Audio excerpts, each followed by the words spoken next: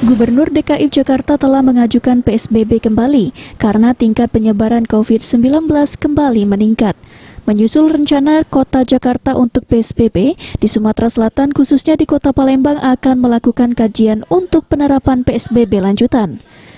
Gubernur Sumatera Selatan Haji Herman Deru menyatakan kalau Provinsi Sumatera Selatan belum perlu menerapkan PSBB lanjutan. Untuk peraturan gubernur, jelas bagi warga yang bandel karena tidak disiplin menerapkan protokol kesehatan harus diberi sanksi. Sekarang Sumatera Selatan harus memperketat protokol kesehatan agar memutus mata rantai penyebaran virus corona atau COVID-19. Masih bandel, kena sanksi. Pak, harapannya Pak? Harapan kita memutus dong.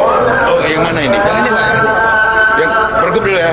Pergub 37 itu harapan kita adalah memutus mata rantai penyebaran COVID. Peraturan Gubernur nomor 37 itu jelas untuk memutus mata rantai penyebaran COVID-19. Warga diwajibkan untuk melakukan protokol kesehatan secara disiplin. Jika warga masih membandel, sanksi jelas diberlakukan.